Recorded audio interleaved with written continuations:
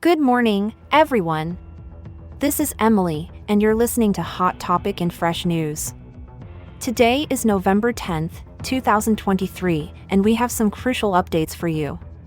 A devastating earthquake has struck the remote district of Jharkhand in western Nepal, claiming at least 153 lives and injuring around 400 people.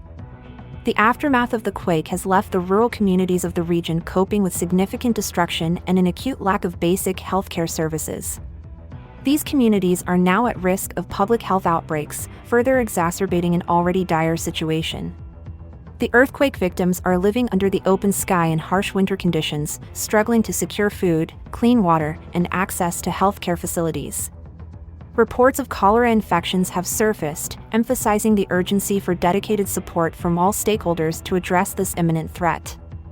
The government of Nepal, in collaboration with the Ministry of Health and Population, the emergency medical team, and other stakeholders, is working tirelessly to reach the affected communities with aid and support. However, the region, already vulnerable, is grappling with a scarcity of resources and manpower, raising serious concerns about the effectiveness of these efforts. In terms of public health, the Karnali province, including the severely affected districts of Jharkhand and West Sikkim, is prone to waterborne diseases such as diarrhea and cholera. This situation, coupled with the existing issues of water and sanitation following the earthquake, creates a heightened level of risk for the local population. Journalists on the ground report that the destruction of healthcare facilities has led to impaired access to primary healthcare and basic necessities, putting further pressure on the already struggling communities.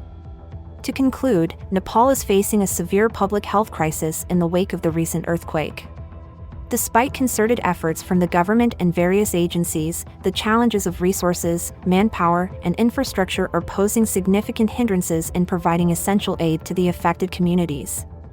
The need for immediate support to prevent further harm is paramount, and the world watches as the situation unfolds. Hello, everyone. This is your host, Emily. And joining her today, I'm David News Talk. You're listening to Hot Topic and Fresh News, and we're here to serve you the hot topics of the day. Be sure to subscribe and turn on notifications for our daily broadcasts. Straight to the hot topics.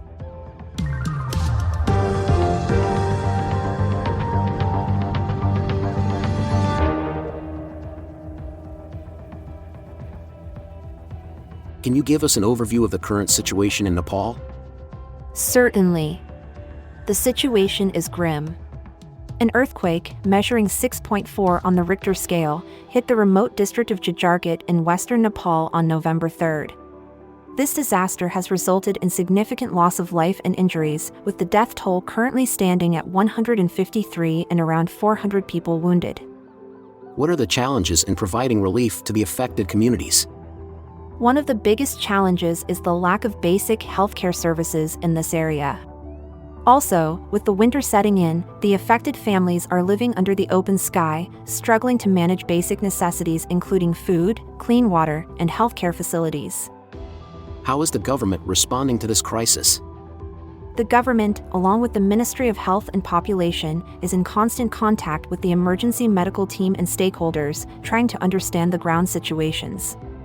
The Karnali province government, as the central agency, is working to ensure that the response reaches the community on time. What additional concerns are being raised in relation to this disaster? Besides the immediate concerns of food, shelter, and healthcare, there's a growing need for psychological counseling for the affected families. Plus, the earthquake has further exposed the historically vulnerable Karnali region to public health outbreaks, making this an area that needs urgent attention. And what about the readiness in response to potential health risks?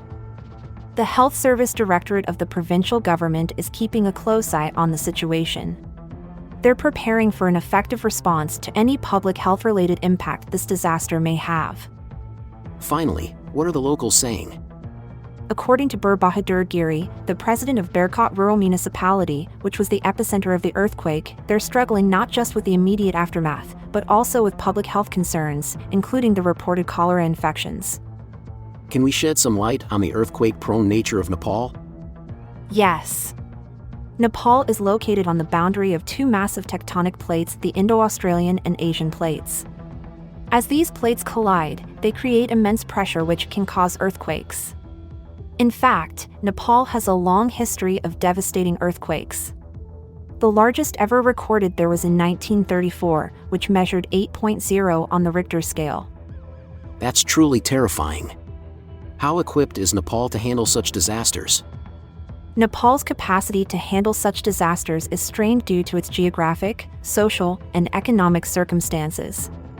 The country is mountainous and landlocked, with rural communities often being isolated and difficult to reach. Also, it is one of the least developed countries in the world, making disaster response all the more challenging. Speaking of earthquakes, what is the most powerful earthquake ever recorded? That would be the Great Chilean Earthquake that occurred on May 22, 1960 in Valdivia, Chile. It was measured at a staggering magnitude of 9.5, making it the most powerful earthquake ever recorded. And to wrap this up, how can the international community help Nepal at this time? The international community can provide immediate aid in the form of food, clean water, shelter, and medical supplies. In the long term, assistance will be needed to rebuild homes and communities and address public health concerns. Donations to credible aid organizations working in the region can be immensely beneficial. Could you elaborate on the health risks in the affected area? Karnali Province, which includes severely affected districts like Jajarkot and West Rukum, is vulnerable to waterborne diseases such as diarrhea and cholera. In the past 10 years, roughly 500 people have died from these diseases in the province. The lack of access to clean water, especially in the aftermath of the earthquake, is exacerbating this issue. How are local healthcare facilities coping with the disaster? The situation is challenging. At least 14 health posts or healthcare centers have been damaged or destroyed by the earthquake. Healthcare centers in remote villages are struggling to maintain regular health services. Even the district hospital can only provide primary care and refer patients to hospitals in nearby cities, which can take anywhere from 3 to 5 hours to reach. What is the on-ground reality for the affected families? According to Sagar Buddhathoki, a Kathmandu-based journalist who's reporting from the affected area, the challenges are enormous. Access to primary healthcare and even basic necessities is a huge struggle for the locals. The majority of healthcare centers are destroyed, and the preparedness to tackle a potential public health crisis is not effective. What are the longer-term concerns for public health? There are fears that home delivery rates will rise because birthing centers are also destroyed. Institutional delivery in this area is at 52%. Now there is a concern that risky home deliveries will increase, posing another public health risk. Wow. I can't help but reflect on the stories emerging from this crisis. It's humbling to realize how fragile our society can be in the face of natural disasters. This is a stark reminder of the importance of preparedness and resilient healthcare systems. But it also highlights the indomitable spirit of communities and their resilience in the face of adversity. What do you think, listeners? Are you moved by these stories? How can we, as global citizens, help in such situations? Don't forget to leave your comments and thoughts. We value your participation and insights. Let's continue with more news updates. Thank you for being with us. As we approach the conclusion of this report, let's take a moment to reflect on the information we've gathered. The severity of the situation in Karnali Province is evident.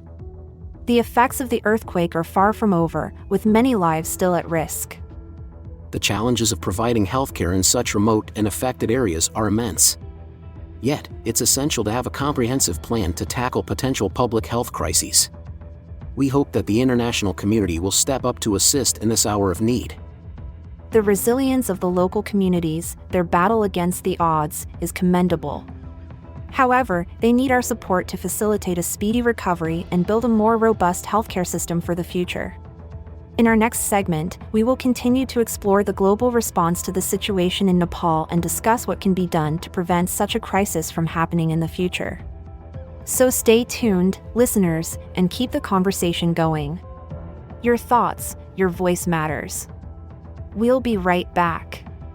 As we wrap up today's episode of Hot Topic and Fresh News, I want to extend my sincerest thanks to each and every one of you tuning in. We've unraveled some significant developments in hot off the press news, providing analysis and insights that we hope have enlightened your day.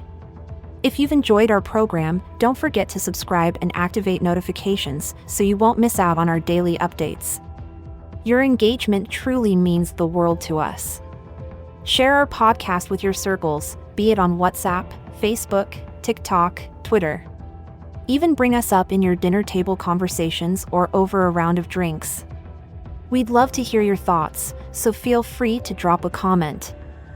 Absolutely, and remember, we're here every day dissecting the latest news and peeling back the layers of some of the world's most pressing issues. I won't spill the beans just yet, but we've got something interesting lined up for our next episode. So, do make sure to tune in. We appreciate your time and your ongoing support. We're excited about what's to come, and we can't wait to bring you along on this journey. Thanks again for joining us today on Hot Topic and Fresh News. Remember our motto, folks. Emily and David, stay in the loop, keep your eyes on the news, our channel's content will amuse.